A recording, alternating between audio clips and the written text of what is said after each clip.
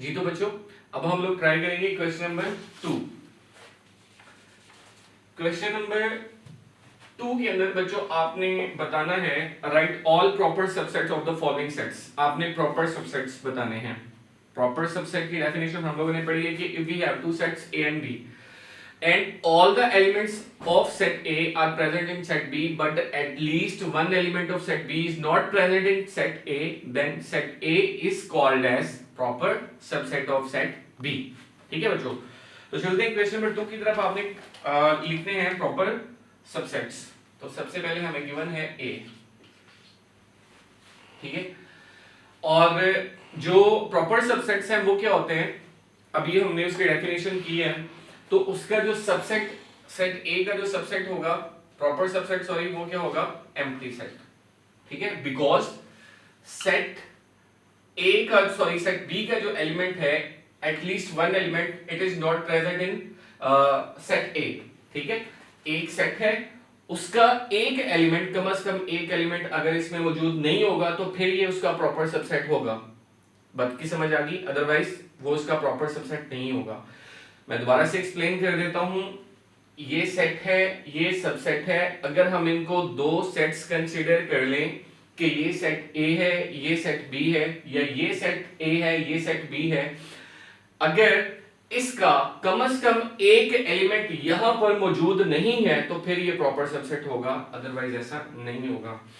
एक और क्वेश्चन करते हैं। आपके पास है 0 and 1, ये इसका सेकेंड पार्ट है। तो प्रॉपर सबसेट लिखने के लिए सबसे पहले जो इसका सबसेट होगा दैट इज 5। 5 एम्प्टी सेट को शो करने के लिए यूज किया जाता है। आप इसको इस तरह से भी लिख सकते हो या आप इस तरह से भी लिख सकते हो। बात की समझ आ गई? तो अब ये एम्प्टी सेट, फिर 0 और फिर इसके बाद क्या हो गया 1। अब इसके अंदर हम लोग जो इनको इकट्ठा करके लिखते थे, मतलब इस तरह से 0 और 1, वो आपने नहीं लिखना। अगर वो हम लोग नहीं लिखेंगे तो फिर ये प्रॉपर सबसेट होगा, अदरवाइज ये प्रॉपर सबसेट नहीं होगा। ठीक है बच्चों, तो नेक्स्ट आपके पास है इसका part number 3, that is 1, 2 and 3। ये हमने अभी सॉल्व किया था क्वेश्चन नंबर 1 के अंदर। तो देखिए बच्चों, सबसे पहले आपने क्या लिखना है, एम्प्टी सेट। उसके बाद क्या लिखेंगे 1, मतलब इनको सेपरेट करके लिखेंगे, फिर 2, फिर 3, फिर दो दो करके लिखेंगे, यानी कि 1, 2, फिर 2, 3 और फिर 3 और 1। अब देखिए बच्चों, एटलीस्ट वन एलिमेंट, जो लास्ट वाला था वो हमने छोड़ दिया, जिसके अंदर ये तीनों आने थे वो हमने स्किप कर दिया। ठीक है, तो अब ये प्रॉपर सबसेट्स बन गए। अगर हम वो भी लिख देते तो प्रॉपर सबसेट नहीं, वो इम्प्रॉपर सबसेट होते हैं। क्लियर है बच्चों? यहां तक कोई प्रॉब्लम?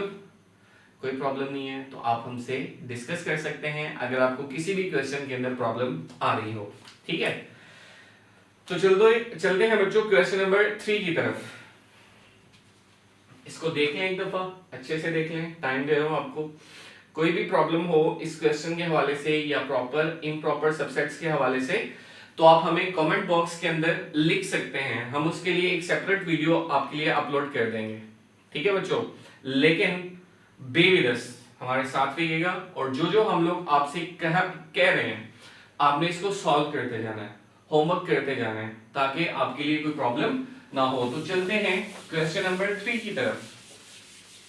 क्वेश्चन नंबर 3 के अंदर बच्चों एक नई टर्म इंट्रोड्यूस करवाई जा रही है and that is power set. Power set, तो देखते हैं सबसे पहले बच्चों के पावर सेट क्या होता है। पावर सेट बेसिकली जैसा कि इसके नाम से जाहिर है, ये एक सेट होता है। अगर आपको एक सेट गिवन है, आप उसके सबसेट लिखते हो, उन तमाम सबसेट्स को अगर आप सेट की शक्ल दे देते हो, सेट की शक्ल कैसे देते हैं, दो ब्रैकेट्स लगा के, अगर हम लोग ये शेप दे देते हैं तो फिर उसको आप क्या नाम दोगे, पावर सेट का नाम दोगे। एक एग्जांपल लेते हैं, क्वेश्चन नंबर 3 का पार्ट नंबर 1 है, तो इससे आपको अच्छे से समझ आ जाएगी। -1 और 1 ये बच्चों आपको दिया हुआ है, आपने इसके सबसेट्स लिख देने हैं। तो बच्चों सबसे पहले क्या आएगा, एम्प्टी सेट। मैं यहाँ पर 5 लिख देता हूँ। उसके बाद क्या आएगा, -1। बच्चों मैं फिर कह रहा हूँ कि आप यहाँ पर एम्प्टी सेट की जगह ये भी लिख सकते हो और ये भी यूज कर सकते हो, ये आपकी अपनी मर्जी है, लेकिन हम लोग दोनों यूज नहीं करते, सिर्फ एक यूज करते हैं, -1 और फिर क्या रहेगा 1, और फिर आप इनको इकट्ठा करके लिखते हो, यानी कि -1 और 1। ये तो आगे सबसेट्स। अब आपने इसको सेट की फॉर्म देनी है, और सेट की फॉर्म कैसे देते हैं, 2 ब्रैकेट्स लगा के। आपने ये ब्रैकेट लगा दी तो अब ये क्या बन गए, पावर सेट बन गए। ठीक है बच्चों, अगर आपको कोई भी सेट गिवन है, आपने क्या करना है, उसके पावर सेट लिखने हैं, उसका पावर सेट लिखना है, तो उसके लिए आप क्या करोगे, सबसे पहले सबसेट्स लिखोगे। ठीक है, सबसेट्स लिखने के बाद आपने उनको शेप दे देनी है एक सेट की, तो फिर उसको हम लोग क्या नाम देंगे, पावर सेट का नाम देंगे। अब लेट्स सपोज इसको आप नाम दे देते हो सेट ए का, सेट ए का नाम दे देते हो, तो उसके जो पावर सेट्स हैं उसको आप किस तरह से लिखोगे, P ऑफ A। तो यहां पर P किस चीज को शो कर रहा है, पावर सेट को शो कर रहा है। ठीक है, तो जितने भी क्वेश्चंस होंगे उनको आपने इस तरह से सॉल्व करना है। क्वेश्चन नंबर 2 को सॉल्व करते हैं। देखिए इसका जो पार्ट नंबर 2 है, मैं यहां पे लिख देता हूं A, B एंड C।